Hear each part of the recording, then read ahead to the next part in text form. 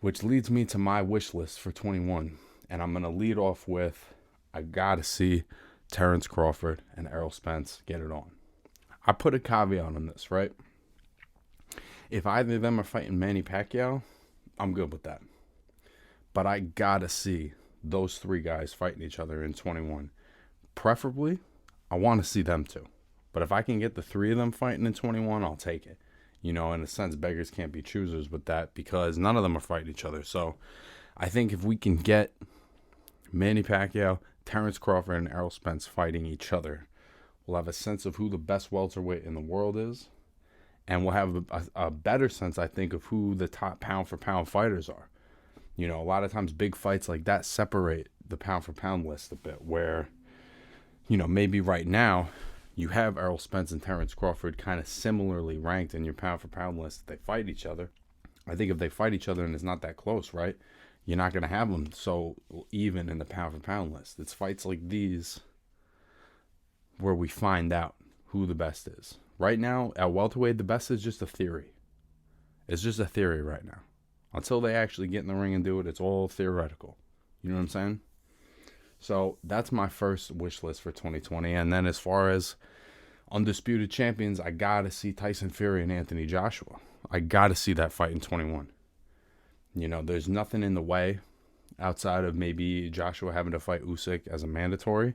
But even if he's got to do that, fucking get that fight on. I know it's high risk, but if he's able to beat Usyk, then it's very clear that they're the two best in the world. And then they got to fight each other. There's no other fight that matters at that point.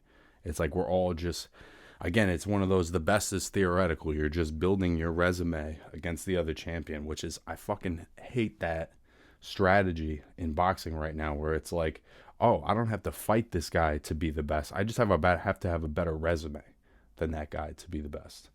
Which that's not how it should be.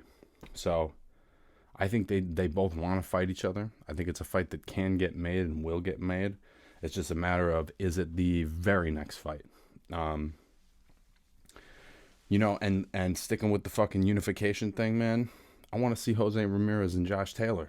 I want to see those two guys fight each other because when you look at Josh Taylor's last couple of fights, you know, I think you'd have to make him a little bit the favorite just with the level of his boxing skill and, you know, having that kind of fight with Regis Prograis, who I think is a great fighter. You know, that's a fight I think that is really important in the sport of boxing, and I think the winner maybe even has like that golden ticket to move up for a high-level welterweight fight, and maybe those fights are a little easier to make. I think Crawford and Ramirez, Crawford and Josh Taylor, those are easier fights to make than Crawford and Errol Spence. So, you know, if I think those two guys fought and we knew who the best junior welterweight in the world was, and then that guy moved up to welterweight and got in that mix, who doesn't want to see that? I mean, both of those guys are extremely entertaining, extremely skilled at what they do. You know, Josh Taylor more of a standard boxer, Ramirez more of a come forward boxer puncher. But I think it's a great matchup. I think it's, you know, the more undisputed champions there are in boxing, the better it is for the sport. It may not be better for the belts and the sanctioning bodies and their sanctioning fees, but like, I think the more champions, or I should say the less champions there are in boxing, the better it is for the sport. There's less confusion with the public. It's like easier to market the fights. It's like, oh, that's the heavyweight champ. We can't say that shit anymore. We can't say, oh, that's the champ. That's not the champ. There's 4 fucking champs. There's 3 champs. There's 2 champs, and they won't fight each other. Whatever the fuck it is, you know what I'm saying? Let's have one champ in as many weight classes as possible. Why not? You know what I'm saying? That's the whole point of the sport. We're trying to get to who the number one fighter is in each weight class. Ultimately, that's the goal of a sport. The business gets in the way of that a lot, right? But the idea of the sport is to have the best fight the best to find out who the fucking best is. It's very simple stuff, you know what I mean? So that would definitely be my third fight. I think another great unification fight to put together is Gennady Golovkin and Demetrius Andrade. You know, both of those guys are on DAZN with Matchroom, with Eddie Hearn. You know, I'm sure that Golovkin for the last 2-3 years has been kind of holding out for another Canelo fight.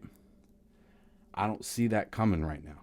It looks like Canelo's doing other things at 168. It looks like he wants to be a super middleweight full time.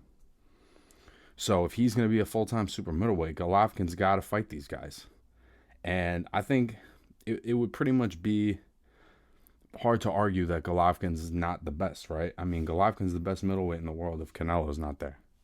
And I think that Andrade is a really skillful dude that's really high risk, low reward, but he deserves the fight.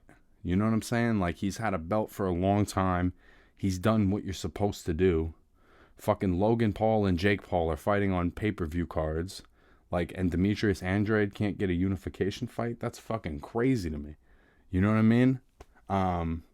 So I would love to see Golovkin and Andrade in 2020. I think that's... And I also say that because it should be easy to make. Right? Same weight class, same promoter. Both have belts. Seems like pretty easy work to me. I don't know. That's just me. So that's also on my fantasy wish list for 21. My last one, I gotta go with Teofimo Lopez and Gervonta Davis. You know, they both had tremendous wins this year. They're both fucking great young fighters. Lopez, you know, with the very close decision over Lomachenko, even though the cards were wide. You know, I didn't think he was going to win that fight. And he did a lot of shit that I didn't think he could do. And he showed a versatility and an ability to switch up. And he clearly had Loma's respect. And on top of that, we found out that, you know, Loma was injured, but Teo was injured too. He had a fucked up foot and he had surgery after the fight. And so you got to have respect for that, man. And then the way that Tank was able to put Leo to sleep. You know, Leo Santa Cruz is a great fighter. And I know that Tank is fighting at 130 right now, but he said, I'll fight at 135 for the right fight. So, to me, two big punches like that, two guys, I think, in their early, mid-20s that are working on being in their prime pretty soon. Like, I think that that's one of the best fights you can make at 135 right now. And as a bonus fight, for what I would want to see, I'm going to throw in Shakur Stevenson and Vasily Lomachenko at 130 pounds. I've heard Stevenson talk about it. I read an article that fight may be a possibility at some point because ultimately, man, Lomachenko is a small lightweight. He's been smaller than every fucking lightweight he's fought. He's naturally a 130-pound fighter. I think he will move back down, and I think it's going to be very tricky for anybody at that weight to hang with him, except maybe for Shakur Stevenson. So hopefully we can see that, and depending on also how the Oscar Valdez and Miguel Berchelt fight turns out, maybe we can also get a sense of who the best 130-pound fighter in the world is next year as well. You know? It's my wish list. We can only fucking hope, right?